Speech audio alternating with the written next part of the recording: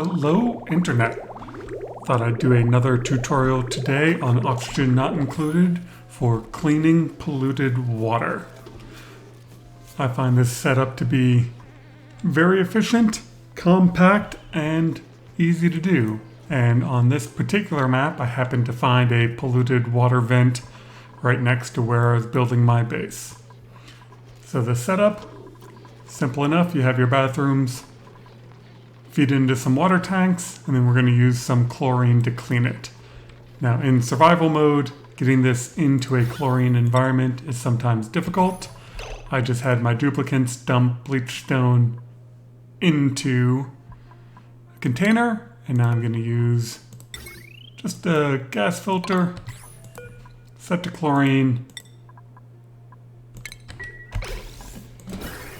That will then start pumping out everything that's not chlorine, and eventually this room will be cleaning stuff up. Plumbing wise, this system will start to rotate once I plug it in. We have our pump over here pumping in the germy water, and it is quite full of germs.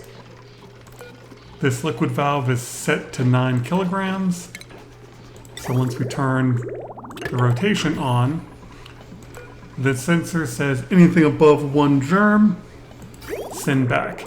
In order to keep this from just being stopped up, you can see 1 kilogram is going to be allowed to rotate. That will then fill these up. That lets the polluted water slowly reduce the amount of germs.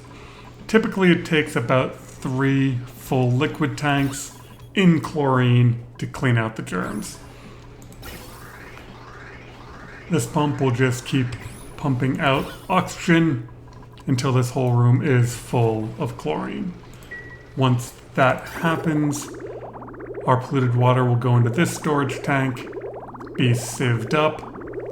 I'll then feed that into the bathroom. Any excess water, once this tank is full, will then feed our main water tank. Right now we're just feeding the bathrooms directly and then oxygen production up there. I think polluted water vents are about the most useful thing to find in the game. They typically produce a lot of water and at a temperature you can actually use it without having to do extra cooling. The other automation is this pipe element sensor. If all these tanks get full and the bathroom starts backing up, this automation will turn off that pump. If this polluted water source was further away, I just have a liquid valve, a liquid shutoff right here for the same purpose.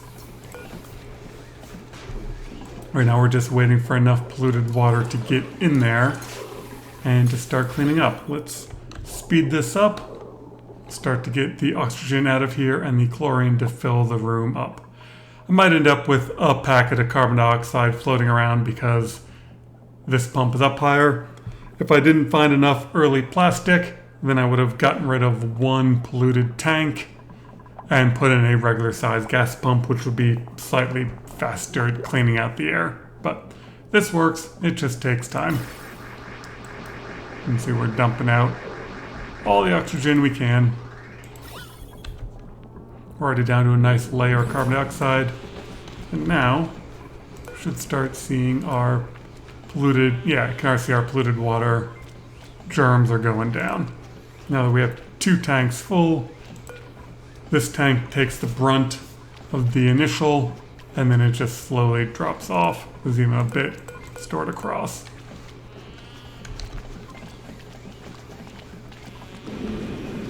Oh, now we have our water going through. So this water is all nice and clean. Now that we have water in that tank, we can feed our bathroom with it, and we can turn off our main water into the bathroom. And that is it. We'll wait a bit for this to fill up. See, our chlorine levels are going up. I think in here I only had about 200 kilograms of bleach stone, more than enough to fill this room up with chlorine. You lose this plastic, you lose that metal because you can't come back in here unless you want to put in a door and a water lock. My point is, it really doesn't matter. Oh, apparently there's something down there that I saw that was overheated. Yeah, we don't care about. As you can see, 2 water sieves will take care of 10 kilograms a second of water. Every time they use the bathroom, that pump turns off for a second. This then just keeps rotating around. And reduces. Right now, occasionally a good packet comes through. We're not all that concerned about it. And to give my dupes something to do.